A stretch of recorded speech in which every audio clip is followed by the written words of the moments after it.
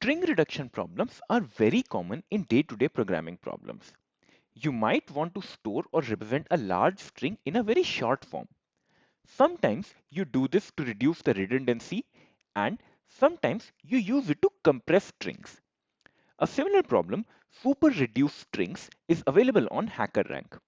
You are given a string and you have to remove a pair of matching adjacent characters. If you want a quick solution and just want to see the code, refer to the link in the description below to my GitHub profile. However, if you want to see how I came up with that solution, stick with me a little longer. First, I will explain you the problem statement and show you some sample test cases. Next, we will try to solve the problem in a straightforward manner and see what problems we may face. Going forward, we will come up with an efficient solution to the problem followed by a dry run of the code. Without further ado, let's get started. The best way to understand any problem is to understand the given sample test cases. But before that, what does the problem mean? You are given some strings and you need to remove pairs of matching adjacent characters. That means, for example, in our first string, you see A, B, B, A, right? Now, in this string, B and B are adjacent to each other and they are same. So, you can remove them. So, once you remove them, your string changes to AA. But in this problem, what you want to do is you want to continue this process until you get rid of all the matching adjacent characters. So now AA is also same. That means you can remove it and ultimately this string becomes empty. So you have to return an empty string. Let us now try to apply this logic to our next test case. In this case, we see AA is matching, CC is matching and DD is matching. So this string translates to BC. And that's it. You cannot find any more matching pairs, right? And in this case, BC should be your answer. Going ahead, if we see one more test case, that is AA. Once again, AA is matching, so you would remove them and this string would again become empty. Let us now go over the last test case.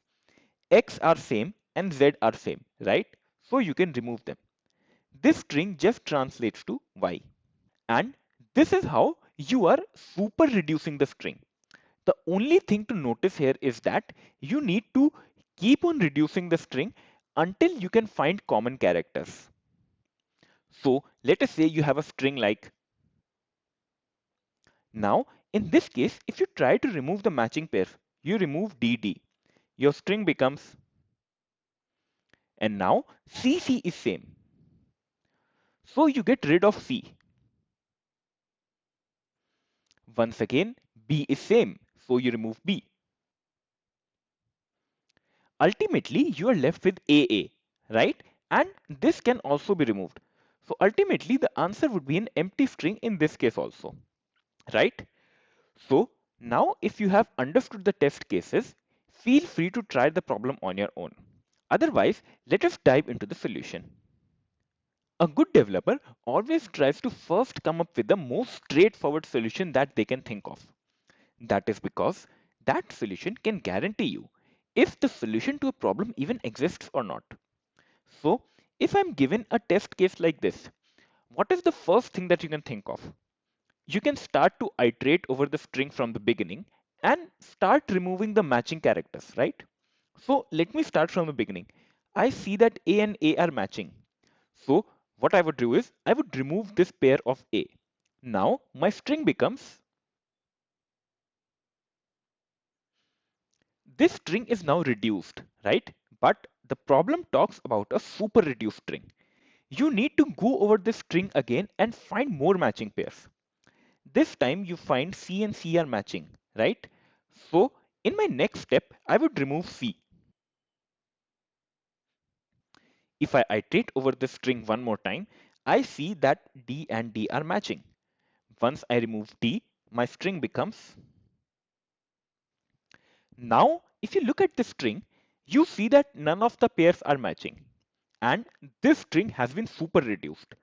So this is your answer. Let us look at one more test case and let us apply this method once more.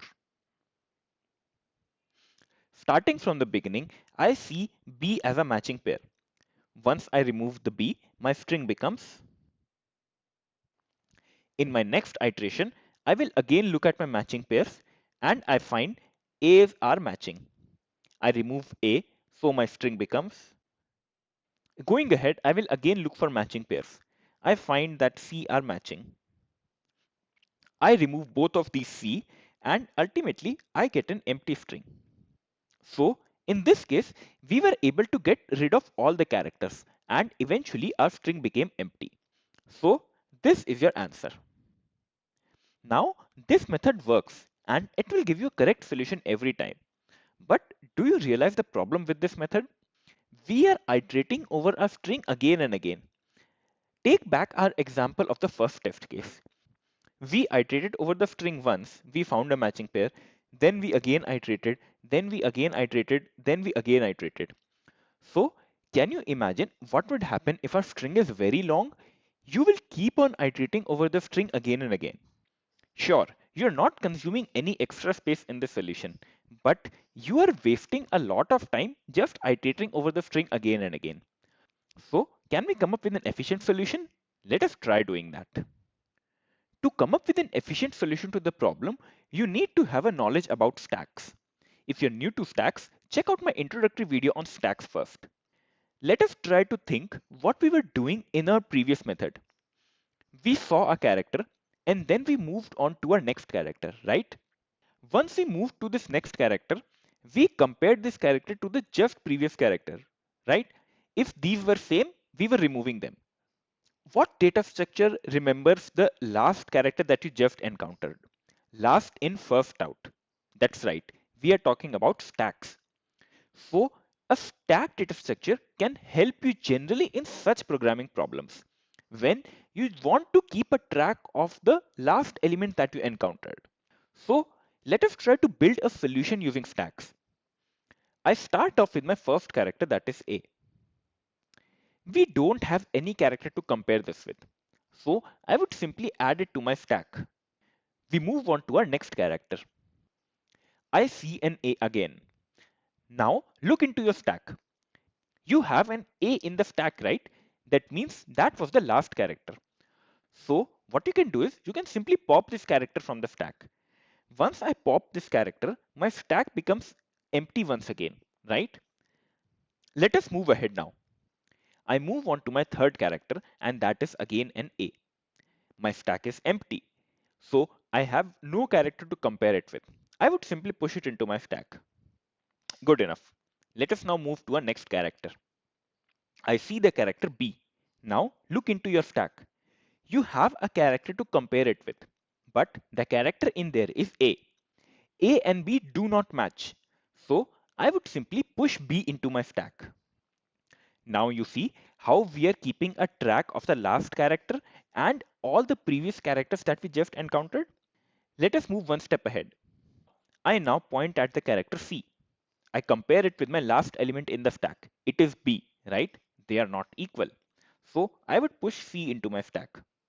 Going ahead, I see C again. See the last character in the stack. It is C. So they are same.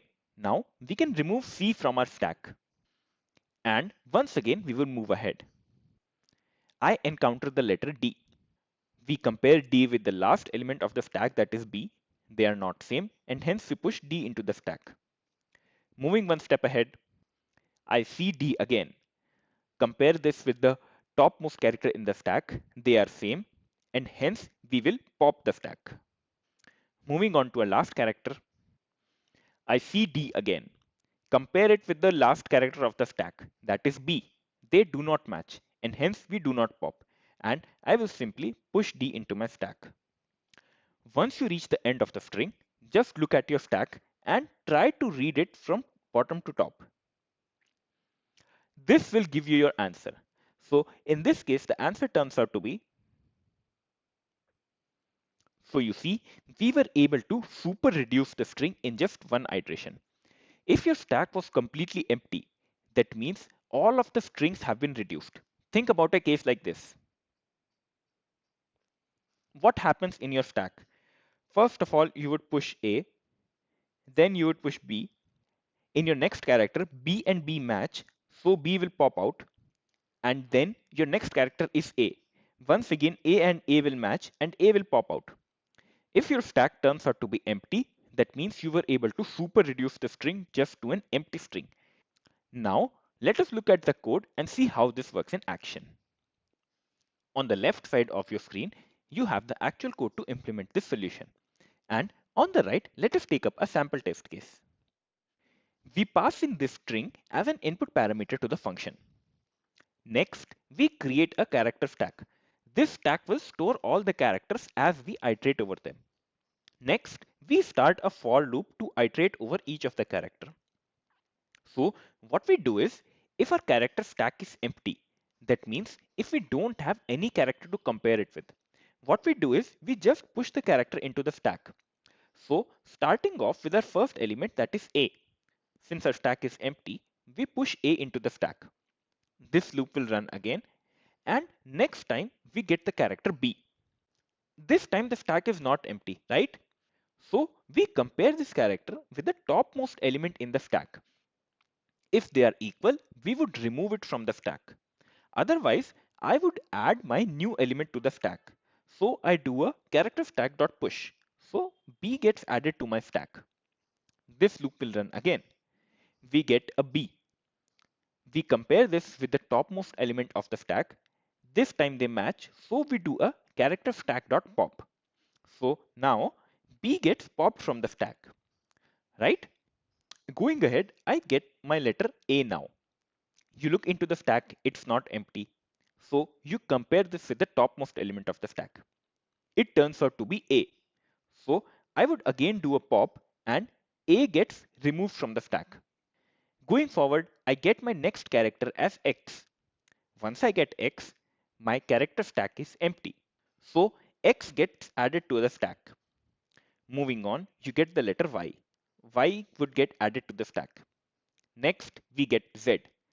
Z is not same as Y, so that would get added to the stack. The last letter is Z again. We compare it with the topmost character of the stack, it is same, and hence we would pop the stack. So this is how your stack is working. Once this loop ends, we have iterated over all of the characters. Now, as a final step, we just need to iterate over the stack and build a new string. In this case, our string turns out to be X, Y. If the string was empty, you would return empty string as your answer, or you would return the actual string. The time complexity of this solution is order of n, and the space complexity of this solution is also order of n. That is because you are using a stack data structure to store all of the elements. I hope I was able to simplify the problem and its solution for you. As per my final thoughts, take a moment to think what other string compression algorithms you can come up with. Let us say you are given a string like AAAA, BB, CCC, and D. Then you can compress this string to A4, B2, C3, D, right? Just look at it and try to think what does it mean. These kind of algorithms help you to save space and write more space efficient code. When solving string-based question, let this thought run through your mind at least once. What other string compression algorithms can you think of? Let me know your thoughts in the comment section below and I would love to discuss all of them with you. You would be also glad to know that a text-based explanation to this problem is available on the website studyalgorithms.com, a pretty handy website to help you out with your programming needs. I am including a link in the description below in case you want to check it out. As a reminder, if you found this video helpful, please do consider subscribing to my channel and share this video with your friends. This motivates me to make more and more such videos where I can simplify programming for you. Also let me know what problem do you want me to solve next. Until then, see ya.